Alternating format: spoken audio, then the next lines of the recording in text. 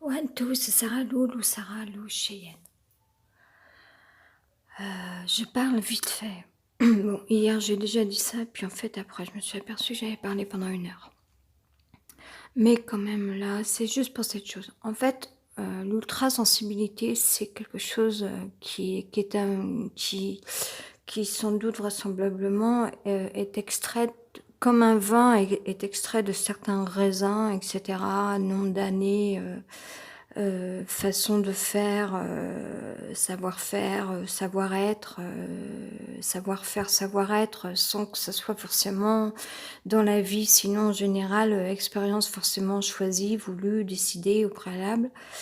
Hem, mais c'est une extraction de quelque chose, et qui sans doute enfin, qui aussi peut provenir de blessures. J'arrive à faire des grandes phrases, enfin, il me semble, du moins grammaticalement que ça tienne, debout.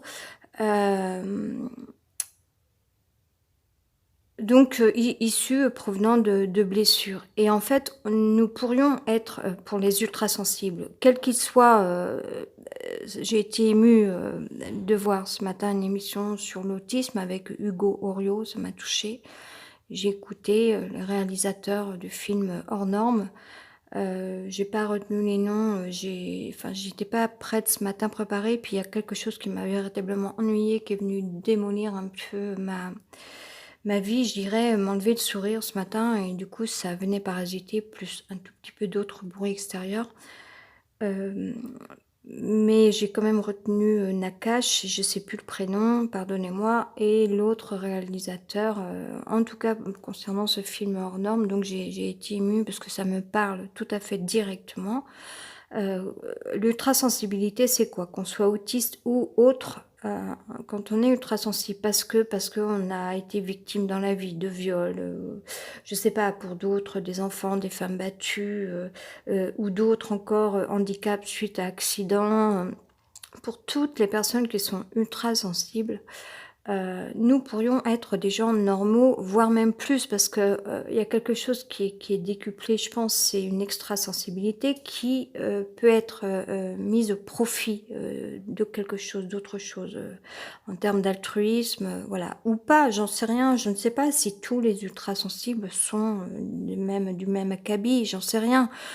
Peut-être que ça dépend aussi d'une nature propre, à la base, peut-être que ça dépend d'un tempérament, d'un caractère à la base aussi, de l'âme, voilà. En tout cas, pour moi, c'est véritablement important, en fait, que je perde pas mon fil. Il va s'agir de ces 2 sujets-là. C'est, qu'est-ce qu'on fait ou comment vit-on l'ultrasensibilité?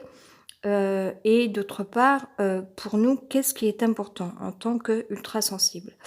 Et je peux vous assurer que, enfin, en plus, moi, j'étais dans la danse auparavant. Je peux vous assurer que quand on a tout perdu, qu'on n'a plus rien, on n'a pas de véritable appartement dont on soit fier, on n'a pas de diplôme, on n'a plus de famille, on n'a pas d'amis, en gros, hem, on n'a jamais eu justice, réparée, et cetera. Hem Je peux vous assurer que au le minimum, parce qu'en plus, comme on est ultra sensible, c'est un travail de chaque jour. J'ai beaucoup donné, ces 2-3 derniers jours en matière de sensibilité, d'expression aussi malheureusement, parce qu'il y a certains côtés que je n'aime pas. Je n'aime pas faire ça, je n'aime pas, me retrouver à lâcher plein de phrases sur Facebook, et cetera. Je n'aime pas ça. Je Enfin, c'est quelque chose qui c'est une non-appartenance, en fait, que de s'exprimer avec vulgarité parfois, alors par contre la conscience est là, on a conscience, on se dit, vu d'extérieur, bon c'est trop, c'est un outrage, tout à coup de s'exprimer vulgairement et cetera. Mais en même temps, nous, en fait, on est en train de faire un soin énergétique parce qu'on est venu nous blesser, en fait. On met toute une vie à essayer de récupérer nos billes cérébralement, émotionnellement, psychologiquement et cetera. J'ai mis moi peut-être 50 ans ou 45 ans. Hem et Et en fait, ce qui est le minimum le plus important dans la vie, c'est le soin énergétique, le soin au niveau de notre corps, au niveau de notre santé psychique, OK, physique également. C'est hyper important pour nous, on n'a que ça. En plus, je disais que quand on est ultra sensible, je disais ces 2-3 derniers jours, j'ai pas mal donné en matière de sensibilité, de réaction encore un peu malheureusement, ou d'expression ou d'altruisme et cetera et du coup, ça nous empêche de lire, parce qu'il faut des temps de transition, et du coup puis en plus, on n'est pas riche, on n'a pas de moyens, on a à peu près zéro moyen donc comment est-ce qu'on fait pour trouver couleur, harmonie, lumière, chaleur? Il est hors de question que je mette un chauffage dans un logement que je n'aime pas. Je veux pas me retrouver avec des factures énormes alors que déjà je fais un peu l'autruche concernant l'électricité. Le mois prochain, je vais pas y échapper. Il faut au moins que je paye au moins un quart de facture. J'en sais rien, je sais pas où j'en suis à ce niveau-là. Enfin, voilà, on peut pas tout gérer, ou alors c'est encore un sacrifice je sais que dans la vie, il y a des gens qui se font moins de cadeaux que ça parce que déjà, la vie ne les a pas épargnés. On leur a enlevé, des membres de leur corps suite à accident et cetera. C'est trash, mais c'est la vérité. Hem, heu, En tout cas, ce que je disais, c'est que pour les ultrasensibles, déjà, on est sur l'instant présent et c'est exactement comme un navigateur au milieu de l'océan. À un moment donné, il y a une bourrasque, à un moment donné, il y a de la houle. C'est de l'imprévu, ce n'est pas prévu et du coup, on gère ça, nous, autant que faire se peut. Moi, je me souviens être arrivée en retard dans mes cours de danse, il y a longtemps, plusieurs fois, beaucoup de fois malheureusement.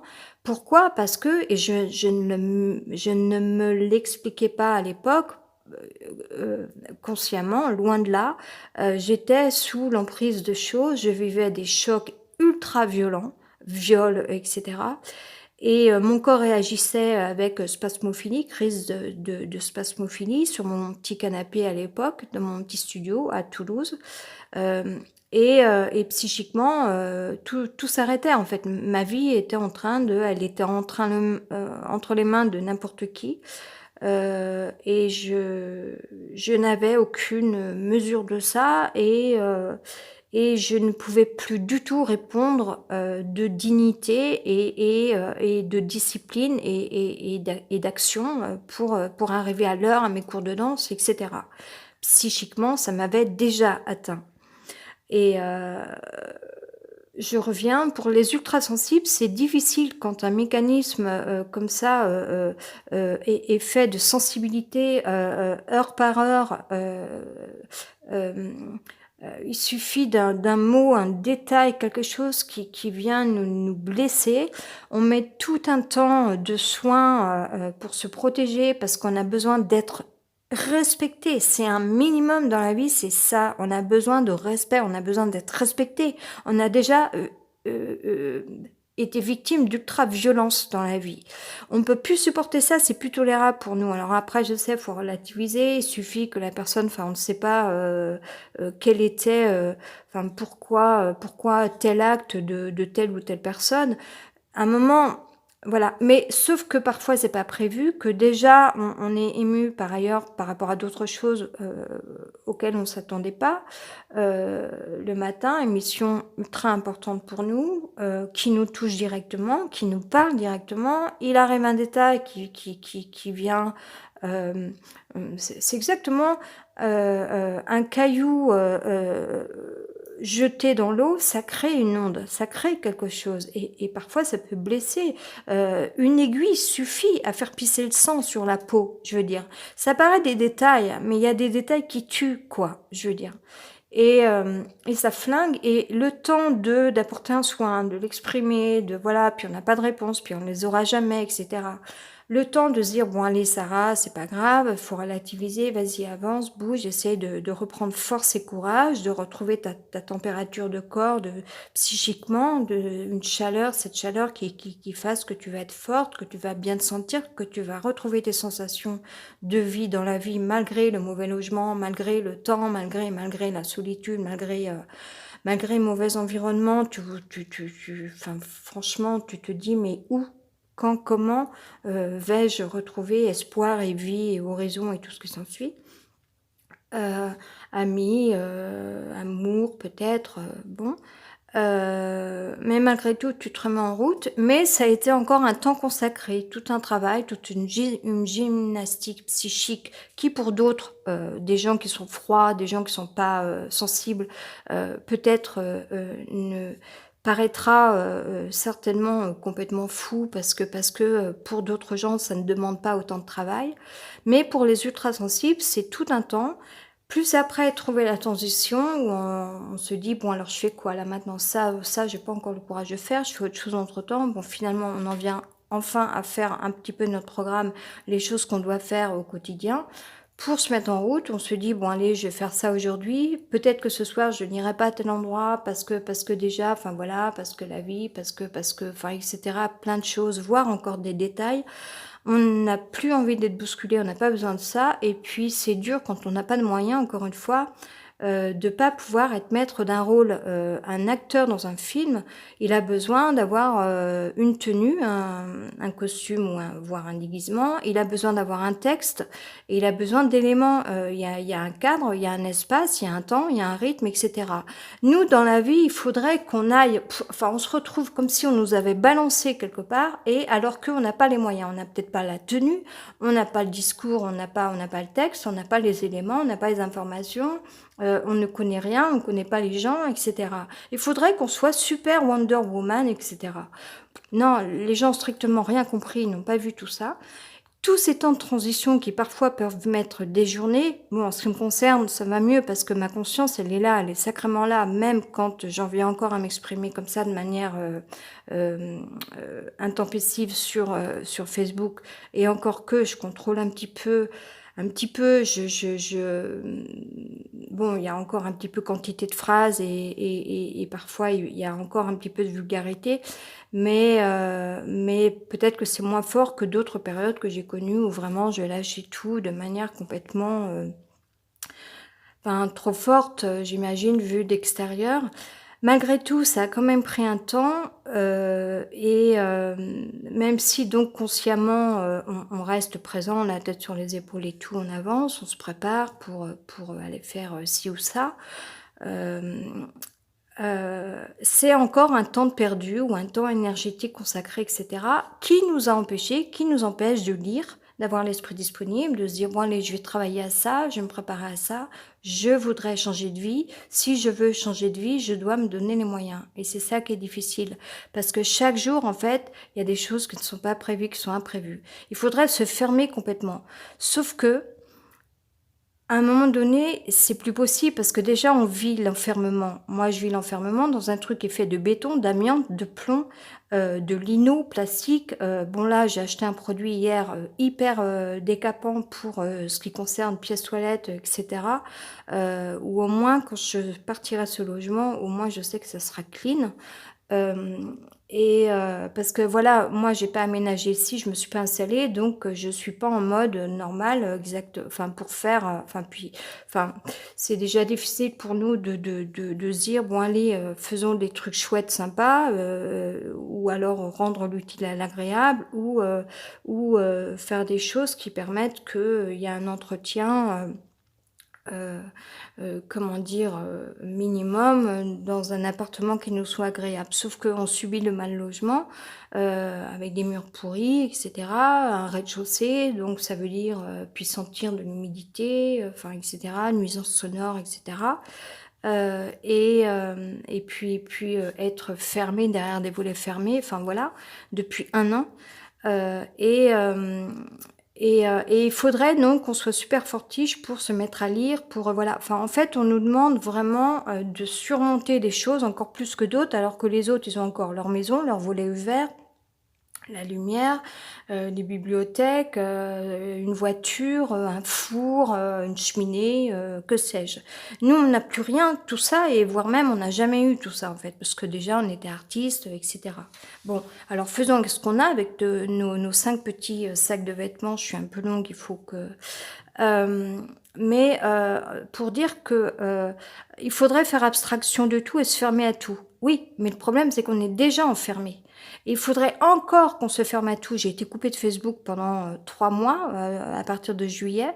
Là, aujourd'hui, je disais: «Non, il faut pas que j'y aille, c'est pas pour moi». Je vois qu'il y a des ondes négatives sur Facebook, il y a des choses qui ne me plaisent pas, à un détail près, un mot, une personne et cetera. Hier, j'ai déjà été ennuyée par rapport à ça. J'ai pas de doute sur le fait qu'il y ait des gens derrière, qui se servent encore de nous comme cobayes, parce que c'est les meilleures personnes, c'est les plus intelligents du monde. Et puis nous, peu importe qu'on soit en souffrance toute une vie, c'est juste, ils veulent voir en fait un peu nos fonctionnements, nos réactions. Doigt d'honneur, hein, parce que franchement, à un moment, voilà, on n'est pas payé pour être cobaye. Et puis on n'est pas informé. Donc oui, notre ultrasensibilité, elle est là.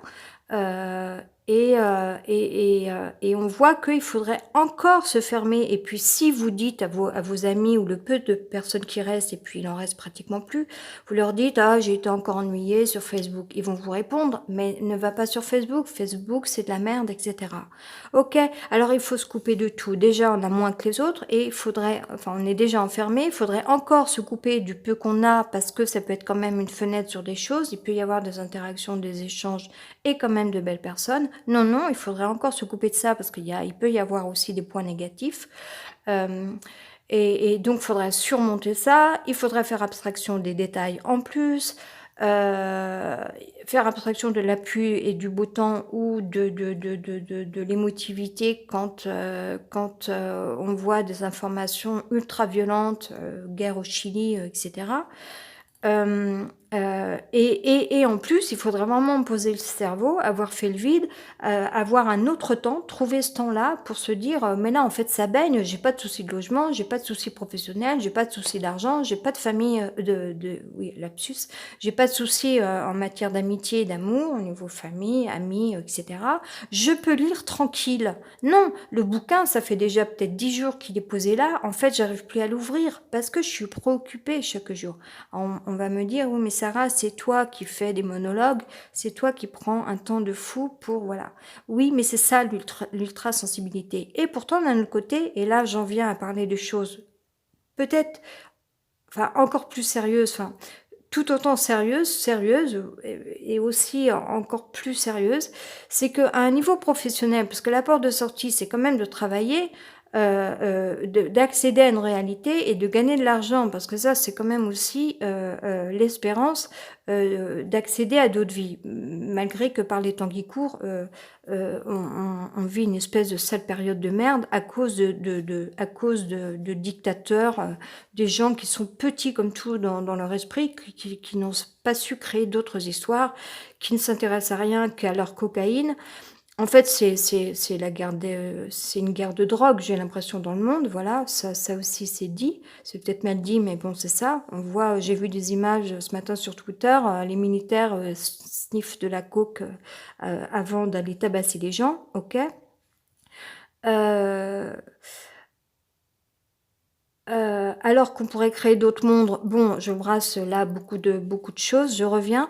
Une chose qui est peut-être encore plus importante, ou aussi importante, également importante, mais vraiment, peut-être aussi plus importante à un autre niveau, c'est qu'on pourrait être ces fameux adultes qui accèdent à un niveau, professionnel, avec une réflexion, adulte, professionnelle, et cetera, avec des compétences ou que sais-je. Ça nous arrive parfois d'avoir le reflet d'être professionnel, métier de consulting, n'est-ce pas? En tant que micro-entrepreneur ou quoi, parce que, on va avoir la bonne phrase qui nous vient, par spontanéité, par altruisme, par justice, et cetera. Que c'est une méthode peut-être, je ne sais pas ce qu'elle vaut. Et on se dit, «Bah, là, je suis bien, je suis en train de faire quelque chose, quoi». Je C'est un sentiment de travail un petit peu de participatif, disons, et le participatif se paye normalement. Sauf que comme, on est, ultrasensible, on pêche par certains côtés. Ça m'arrive de moins en moins, moi, maintenant. Peut-être que ça m'arrive seulement 2 fois par an maintenant, heureusement, bah, comparé à tout ce que j'ai vécu lors de mon adolescence, et cetera, et après. Mais on peut replonger. quand, une émotion est forte, quelque chose, qui vient trifouiller un peu dans des blessures, enfin des blessures, oui, non, mais oui, on peut être blessé encore parce que, on subit, l'irrespect. Du coup, là, on perd un peu nos moyens et on replonge, en fait, et du coup, ça repasse par ce temps d'expression, de réaction, de soins énergétiques, le temps de trouver les transitions, de pas perdre la tête, enfin, de garder la tête sur les épaules, pour, rester actif et cetera. Ensuite, il y a toujours des choses à faire tous les jours malgré tout, même si ça paraît pas grand-chose, mais enfin bon, un minimum de discipline, et puis pendant ce temps-là, on n'a encore pas lu notre fameux bouquin qu'on a pourtant acheté. Et c'est toujours pas comme ça qu'on avance, en fait, dans la vie pour pouvoir travailler, comme on dit, et gagner de l'argent. Alors qu'on a, un potentiel qui est là, à un moment donné, je remercie énormément Hugo Oriot pour ses prestations. En tout cas, ce matin, j'ai écouté une émission sur France Culture où il était invité avec les réalisateurs de films hors normes, voilà pour la promo. Et moi, je suis directement touchée par ces sujets. J'aime ce monsieur Hugo Oriot comme je pourrais aimer, Jean Clémartin ou d'autres, voilà, heu, d'autres personnes. Florian Forestier, Aurélien Barraud, ça restera mes maîtres pour moi, même si la question du maître, n'est pas, n'est pas considérée, pour eux comme étant réelle, mais pour moi, c'est quand même ça. Hem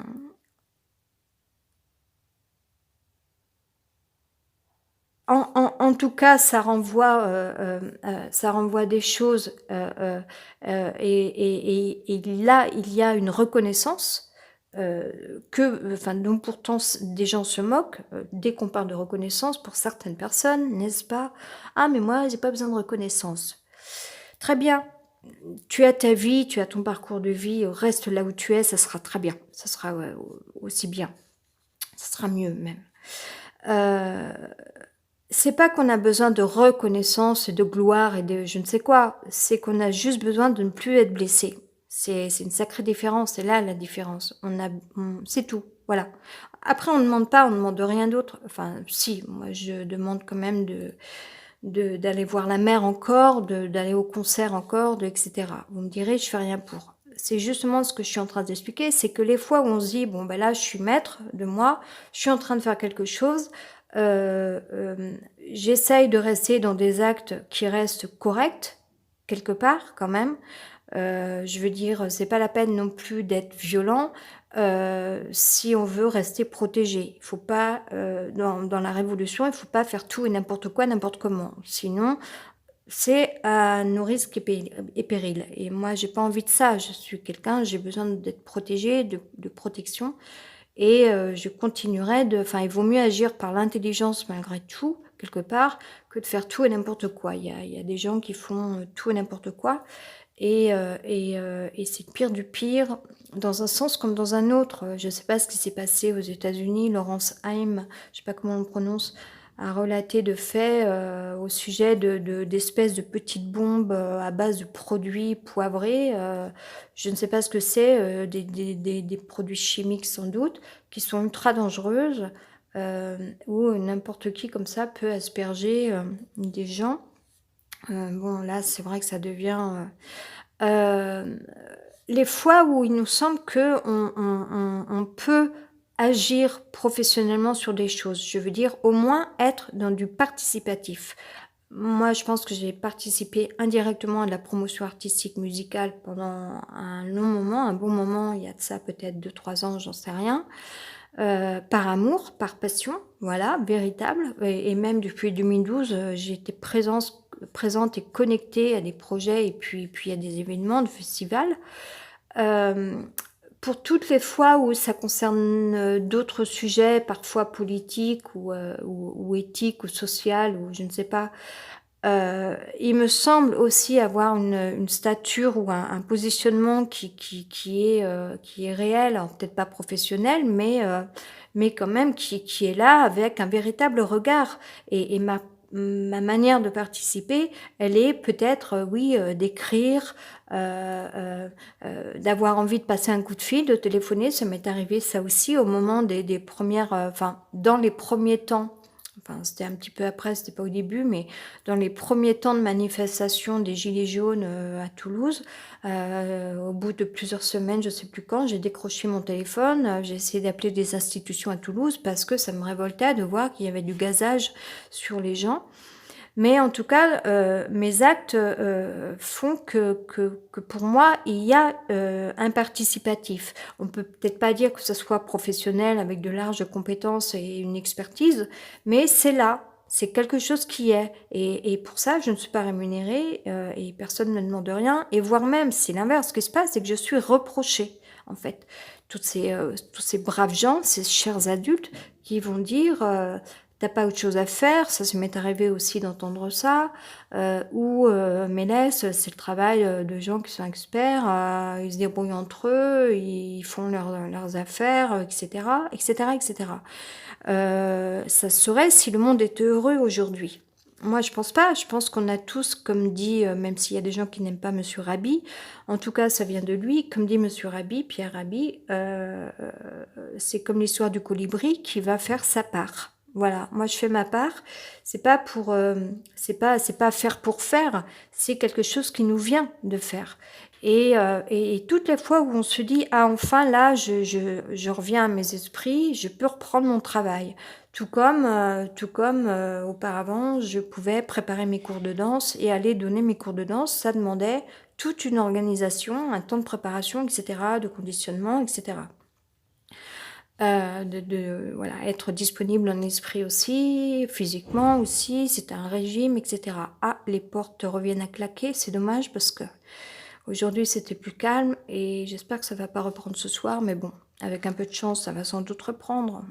Voilà, les portes qui claquent, il y a certaines personnes, autant certaines personnes ont des bonnes ondes, on sent qu'ils sortent, ils vont et viennent ou ils partent de chez eux normalement, euh, avec l'utilisation de portes normales, que d'autres on sent bien leur force négative, claquer les portes, voilà, ils ont tout à fait d'autres choses, d'autres lourdeurs dans l'aura et dans le corps et dans leurs gestes. Je suis pas sortie là, malheureusement de l'auberge comme on dit. Je croise les doigts du bois, j'aimerais bien que ça se finisse cette histoire de mal logement.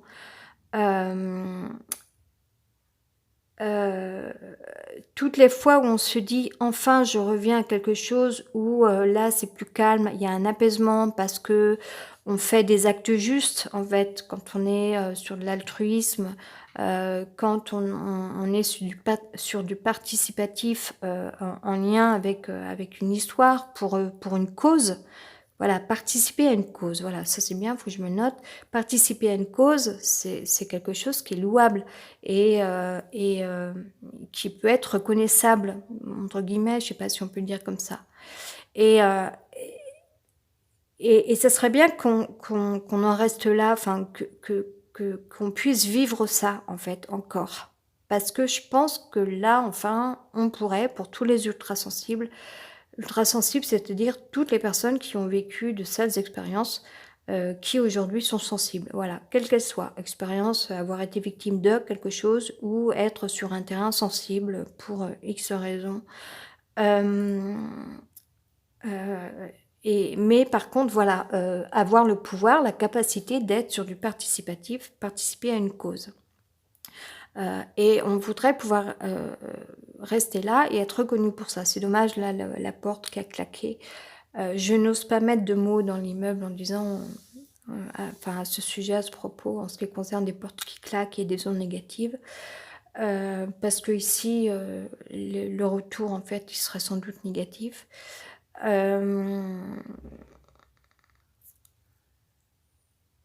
J'ai une mission à faire, il faut que je termine. Mais voilà, la difficulté, c'est que quand on est ultra sensible, on peut replonger. Pour un détail, pour un truc, en fait, c'est un handicap quelque part quand on ne connaît pas la raison de X, en fait, un interlocuteur, enfin interlocuteur ou pas interlocuteur, mais une personne qui agit, pour X raisons, d'une manière ou d'une autre, qui peut nous déplaire, à des moments voilà, parce que les ultrasensibles sentent, le degré d'une onde, en fait. C'est comme un courant électrique, un courant va savoir reconnaître si c'est la bonne puissance ou non. Nous, les ultrasensibles, on va savoir reconnaître la puissance d'une onde, si elle est négative ou positive. On en est là, voilà. Parfois, ils sont pénibles ici, ils sont lourds, quoi. Il faut que ça arrive le soir, quoi. Ils trafiquent d'appartement en appartement des choses, je sais pas ce qu'ils font. Hem, c'est vraiment relou, quoi, hyper relou, hyper relou, hyper relou. Heu, heureusement que c'est pas, du H24, la présence à côté dans le logement parce que je n'aurais pas pu rester ici dans ce logement, je serais partie. Mais il faut que je parte de toute façon. Voilà, je finis, les ultrasensibles sont capables, de sentir une onde, voilà. Parfois, même sans mots, sans regard, sans image, sans photo, on sent l'onde, en fait. Alors après, il y a ultrasensibles encore plus développés, encore plus sensibles que moi. Il y a des médiums qui vont vraiment, vraiment, sentir des choses, voir des choses, encore plus que moi. Et pourtant déjà pour moi c'est difficile parfois, en fait, de savoir comment gérer ma sensibilité. En fait, qu'est-ce que j'en fais? J'imagine même pas pour, des plus grands médiums encore et des plus grandes voyantes encore. Bon, sans doute, c'est tout un travail, ils ont réussi à passer au-dessus des choses, mais la voyance, la médiumnité, l'ultrasensibilité, c'est ça, c'est, sentir une onde, voilà. Parfois, même si, la personne a un certain reflet ou semble être quelqu'un de bien, on va sentir quand il s'agit d'une onde négative. Même si on n'a pas la photo de la personne, on n'a pas le nom de la personne, on ne voit rien, c'est à l'aveugle, on reconnaîtra, on sentira quand même, voilà, cette onde, comme un courant va reconnaître si c'est le bon voltage ou non. Allez, ciao, bye.